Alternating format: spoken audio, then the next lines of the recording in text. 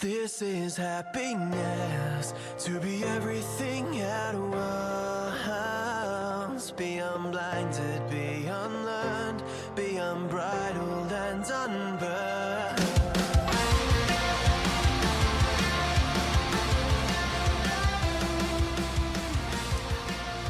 Hey guys, welcome back to a brand new episode of Mood Prep. My name is Dave Nixon, and alas, I'm still in the lovely Kefalonia in Greece, and there might be some noises once again around me as I record. However, I was reading a book today called "This Is Marketing" by Seth Godin. Seth is quite a well-renowned author in that space, up there with the sort of names like Tim Ferriss and many others.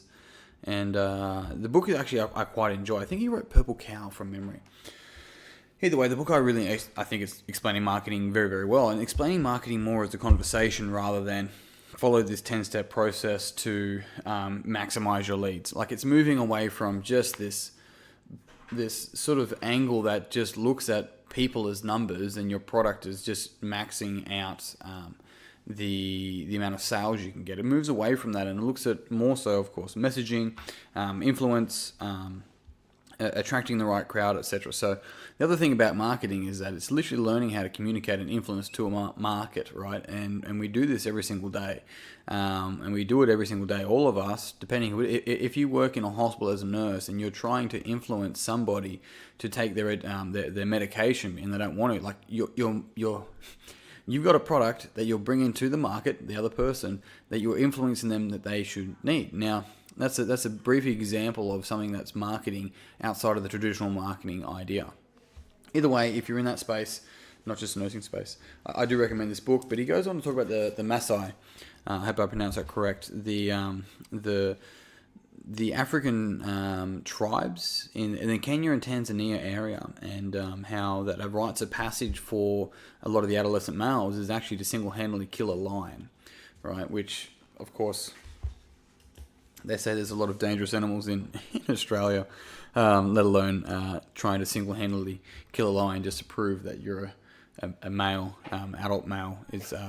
That's fucking up there. Here I am trying to kill a spider from time to time. Even then, I'm not.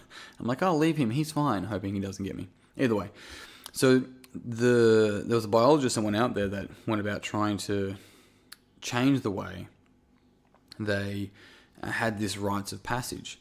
Now, the reason being is because the numbers had, from just in like basically 2 generations, gone from about 200,000 to about 30,000, I think, in the area. And so it's basically conservation. They're trying to conserve the lions. And so what I want to talk about here is that for the Maasai people, it wasn't about killing the lion. That's not what it's about. It's about what they think killing the lion will give them that they don't already have, which is a rites of passage. It's a status. It's a transitioning from boyhood to manhood, right? And it's deep within this culture. Now, the happy story for that is that they ended up shifting around, and it's the rites of passage now is to save a lion, and that's a beautiful story in itself. But my point here is that for majority of the things that we do and we actually don't want them. We think we want them. We want what we think they will give us. And that's really crucial, because if we can sit back and understand that, what that means is that when we want to lose weight, we don't really want to lose weight. We want to gain what we think losing weight will give us. And it's really important to understand that, because there's been so many people, let's use lose weight as the example, go on to lose weight and then not actually get what they think it was going to give them, and then end up putting the weight back on and so forth, and then doing the exact same thing, because what they're focusing on is what they think will give them what they want, not what they actually want. It's like focusing on the how rather than the why, and the how not always pointing to the why being the purpose. So another way to think about this, and Seth uses this example in the book as well, is that nobody wants a drill bit.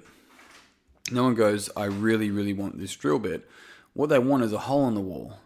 And so the idea here is that the drill bit will give them a hole in the wall. So no one wants to go, fuck, I'm just itching for a drill bit. But people go, I need to put a hole in this wall. It needs to be this size. I need to get this drill bit. But the thing there is that why do they want the hole in the wall? what is that hole in the wall going to give them that they don't already have? And this is a powerful question, right? And it's like, well, it means I'll have a shelf to put the things in their house on. It's like, okay, and what will that give you? It's like, well, give me space. And it's like, what will that give you? It's like freedom of mind. It's like, what will that give you? And potentially it may go all the way down to maybe status with the partner, male or female, right? That I'm able to uphold my end of the bargain in our relationship, and then I'm able to uphold my status is a way to think about it.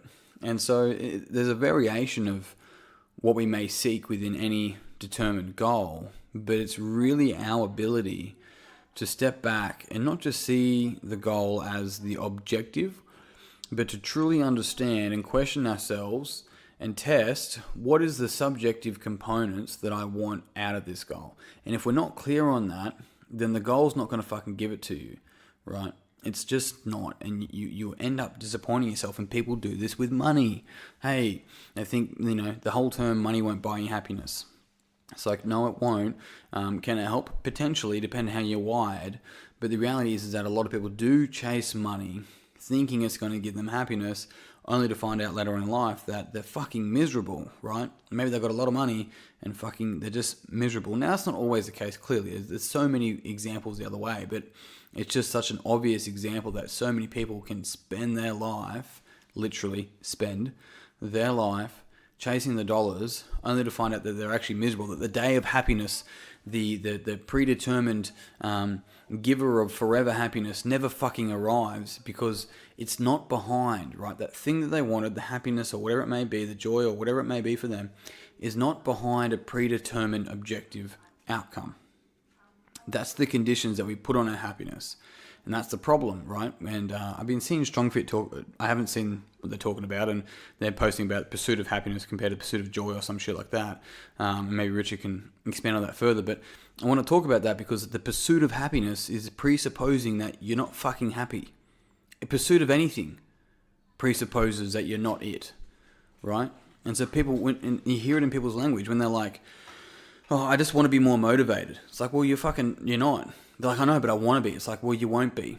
They're like, what do you mean? It's like, as long as you want something, you won't have it, right? It's acting in accordance as if you have it. And this is not just like the law of attraction idea. It's not like, oh, if I just dress as Batman, I'll become it. That's not what I'm getting at. There's a lot more to it than that. What I'm simply going is that as long as you want something, as long as you desire something, in your unconscious, it's presupposing you don't fucking have it, right? Change the language. Change the way you input software into your own brain. It's like, not like, oh, I want to open my own gym one day. It's like, no, I'm currently in the 5-year plan. I'm a year in to open up my own gym. There's two real different fucking psychological points behind that, and they gain momentum. They fucking gain inertia, rather. And the powerful, beautiful thing behind that is that then with that and repetition and being able to understand the software that we're inputting into the commands that we're putting into our own software allows us to realize that we don't want to kill the lion, so to speak. We want what we think killing the lion will give us. And the perfect example is that the outcome for the Messiah is that they ended up saving a lion, but they get the same fucking outcome. The rites of passage, the shift from boyhood to manhood. The whole thing has changed, but the feeling that they get changed. It stayed the same, rather. And so this is the same thing where, think about it with having a wine when at the end of a hard day.